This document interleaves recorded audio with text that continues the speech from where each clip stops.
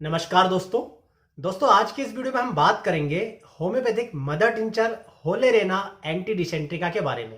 और साथ ही इस वीडियो में मैं आपको बताऊंगा कि क्यों नए होम्योपैथिक डॉक्टर्स को पेटेंट के बारे में जानकारी रखना चाहिए। दोस्तों, होम्योपैथिक औषधि होलेरेना एंटी डिसेंट्रिका बनती है कुर्ची नामक पौधे के मदर टिंचर से। तो जो कुर्ची नामक पौधा होता है दोस्तों, ये भारत में सभी जगह पाया जाता है और इस पौधे की जो छाल होती है उस छाल को सुखा करके इसका मदर टिंचर तैयार किया जाता है। दोस्तों, ये जो मदर टिंचर है होलेरेना एंटी डिसेंट्रिका, ये होम्योपैथी के एक बहुत ही प्रसिद्ध डॉक्टर हुए डॉक्टर महेंद्र लाल सिरकार, उन्होंने दोस्तों सबसे पहले इस मेडिसिन की प्रूविंग की थी। और इस मेडिसिन को दोस्तों एक प्रकार से कहा जाए तो डायरिया, डिसेंट्री या दोस्तों इरिटेबल बाउल सिंड्रोम, इन सब के लिए होम्योपैथी में नियर टू स्पेसिफिक मतलब लगभग स्पेसिफिक मेडिसिन माना जाता है। दोस्तों, जो कुर्ची नामक पौधे से होलेरेना एंटी डिसेंट्रिका मेडिसिन बनती है, इसमें दोस्तों दो प्रकार के प्रमुख एल्केलाइड्स पाए जाते हैं। पहला तो होता है कुर्चिसिन और दूसरा होता है दोस्तों कोनेसीमाइन। दोस्तों, जनरली आपने डायरिया के लिए, डिसेंट्री के लिए या इरिटेबल बाउल सिंड्रोम के लिए कुछ जनरल मेडिसिन यूज की होगी, जैसे नक्स वोमिका या मर्ककार, मर्कसाल, कैम्फर, वेरेट्राम एल्बम, आर्सेनिक एल्बम वगैरह वगैरह। और दोस्तों, आपने शायद अभी तक अपनी लाइफ में, अपने कोर्सेस में होलेरेना एंटी डिसेंट्रिका नामक होम्योपैथिक औषधि का अध्ययन नहीं किया होगा। और दोस्तों, यहीं पर मैं आपसे कहता हूं कि आपको पेटेंट मेडिसिन के बारे में जानकारी रखना चाहिए, क्योंकि यदि आप कोई भी पेटेंट मेडिसिन रखते तो आप समझते हैं कि Holarrhena antidysenterica diarrhoea, dysentery, loose motions या कोलाइटिस या पेट के दर्द के लिए या दोस्तों इरिटेबल बाउल सिंड्रोम के लिए कितनी महत्वपूर्ण होम्योपैथिक मेडिसिन है। तो दोस्तों, यहां पर मैं आपको दो पेटेंट दिखा रहा हूं। पहला पेटेंट बहुत ही ज्यादा फेमस है, एलन कंपनी, जो डॉक्टर सरकार की कंपनी है, उनका दोस्तों ये बहुत ही फेमस पेटेंट है एंट्रोडीन नाम का। तो इसमें यदि सबसे पहली मेडिसिन मिली है तो वो है होलेरेना एंटी डिसेंट्रिका। और आपको बता दूं कि ये जो एंट्रोडीन नामक पेटेंट मेडिसिन दोस्तों, ये डायरिया, डिसेंट्री के लिए होम्योपैथी में बहुत ही शानदार, बहुत ही तीव्र इफेक्ट करने वाली, तुरंत रिजल्ट देने वाली होम्योपैथिक औषधि है। दूसरी क्या है दोस्तों, तो गंगा ज्ञान कंपनी की डिसेंट्री ड्राफ, और इसमें भी यदि पहली मेडिसिन आप देखेंगे तो वो मिलेगी होलेरेना एंटी डिसेंट्रिका के नाम से। तो यहां पर आपने देखा कि ना नक्स वोमिका, ना मर्ककार, ना मर्कसाल, सबसे पहली और प्रमुख मेडिसिन है होलेरेना एंटी डिसेंट्रिका। आप इसके नाम पर गौर करेंगे दोस्तों तो आपको इसका नाम में ही मिलेगा एंटी डिसेंट्रिका, मतलब जो डिसेंट्री की एंटीडोट हो, इसलिए इसका नाम रखा गया है एंटी डिसेंट्रिका होलेरेना। तो दोस्तों, इस प्रकार से आपने देखा कि पेटेंट और पेटेंट में कौन कौन से कंपोजिशन मिले हैं, उनके बारे में जानकारी रखने से आपका नॉलेज बढ़ता है और आप इस चीज पर गौर करते हो कि आखिर ये मेडिसिन क्यों मिली है। जब उस मेडिसिन को आप अपनी बुक्स में पढ़ते हैं तब आपका नॉलेज और ज्यादा डीप होता जाता है और आप उन केसेस में भी फायदा पहुंचाते हैं अपने मरीज को, जहां पर दूसरे होम्योपैथिक डॉक्टर जिन्होंने केवल कोर्स की मेडिसिन पढ़ी है, जब वो फायदा नहीं पहुंचा पाते तो उनसे ज्यादा अपने पेशेंट को रिजल्ट आप दे पाते हैं। इसलिए आपको पेटेंट मेडिसिन का अध्ययन करना, उनमें जो कंपोजिशन मिले हैं उन मेडिसिन के बारे में जानना, इसके बारे में निरंतर अपने नॉलेज को बढ़ाना दोस्तों बहुत आवश्यक है। इससे आपका नॉलेज बढ़ता है, जिसका रिजल्ट आपके क्लिनिक पर, क्लिनिकल प्रैक्टिस पर दिखाई देता है। दोस्तों, अब आते हैं टॉपिक पर। तो होलेरेना एंटी डिसेंट्रिका मेडिसिन जो है, इसका मेन एक्शन होता है आपके गैस्ट्रो इंटेस्टाइनल सिस्टम पर।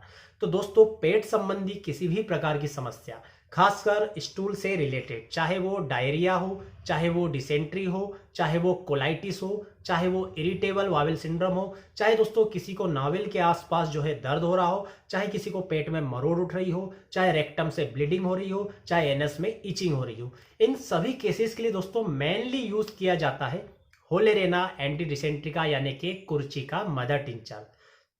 दोस्तों, ये जो होता है, ये डिसेंट्री का जो मेन काज होता है, जैसे एमोबिक डिसेंट्री होती है, तो ये एमोबिक डिसेंट्री को पूरी तरह से खत्म कर देता है और एमोबिक के कारण होने वाले दूसरे प्रकार की बीमारी को भी ये खत्म कर देता है, जैसे एमोबिक हेपेटाइटिस के लिए भी दोस्तों ये बहुत ही ज्यादा असरदार होम्योपैथिक मेडिसिन है।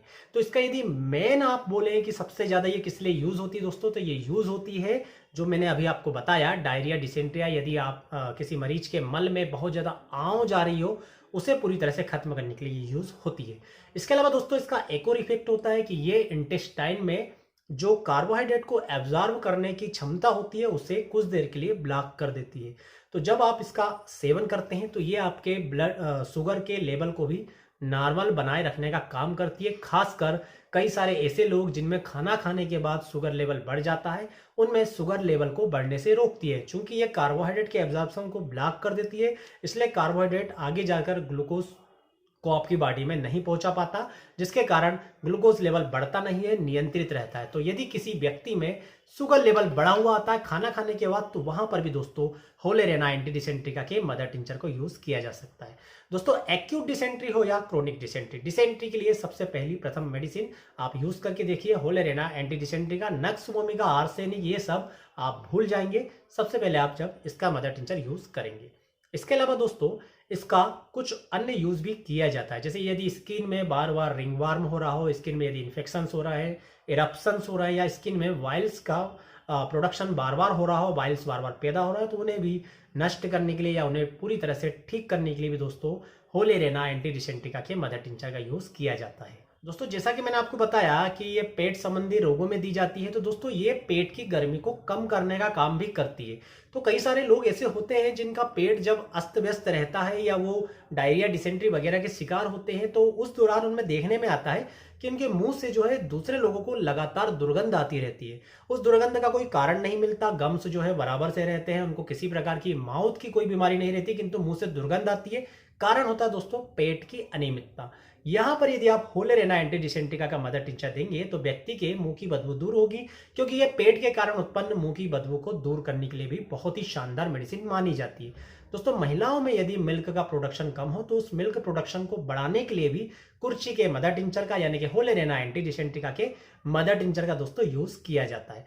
इसके अलावा दोस्तों ये कुछ मात्रा में ब्लड प्रेशर को लो करने का काम भी करती है।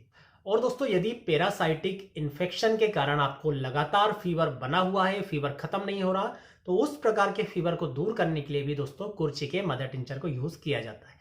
तो जनरली देखें तो कुर्ची के मदर टिंचर के दूसरे यूज भी है, परंतु मोस्टली सबसे ज्यादा यूज होता है dysentery, diarrhoea, colitis, irritable bowel syndrome के लिए।